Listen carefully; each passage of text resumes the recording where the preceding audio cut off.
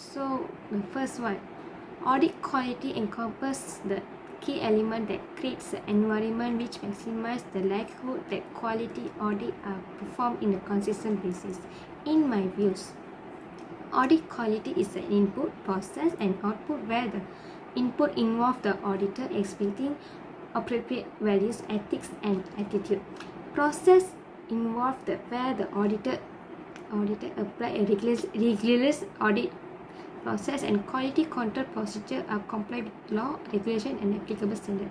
For output, the relation to the full report from auditor and audit firm. In my opinion, audit quality in Malaysia is not in satisfaction level. Why? Because there is still have the cases of fraud and corruption that is all over the media. So it question myself, what happened to the integrity of the staff in the organization, and what happened to the audit committee that has been in charge for the organization? So after I learned audit quality topic, I have been exposed with the standard ISQC1 that provide the guidelines and framework for audit quality. So the process of completing audit work must follow the standard to achieve the quality of audit.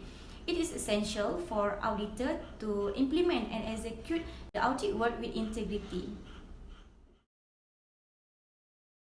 Regarding question 2, this group project enables me to exercise professional judgment and professional skepticism in the future.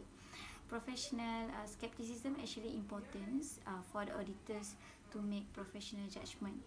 Professional judgment involve applying relevant professional knowledge and experience to unique and potentially uncertain facts and circumstances in order to reach a conclusion or make a decision. This is an important element as it helps in conducting quality audit. Next, professional skepticism is an attitude that includes a questioning mind and critical assessment of audit evidence. So without professional skepticism, actually us as an auditor will susceptible to accepting weak or inaccurate audit evidence.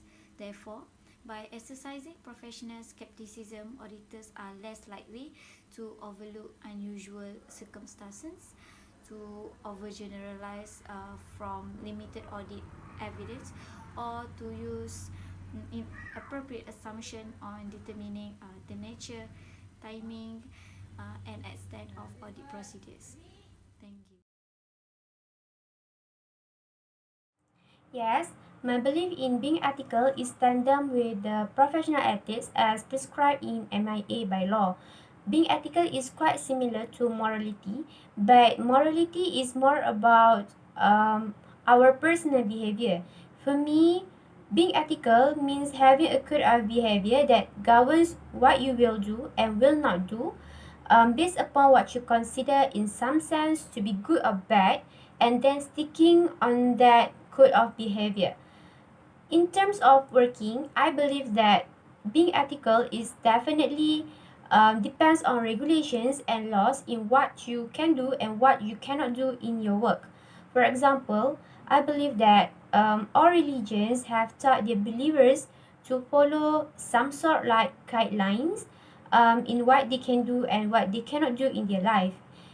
In Islam itself, we have been taught that there are things that we are allowed to do and there are things that we are prohibited to do, and we need to comply and follow with these rules in our life.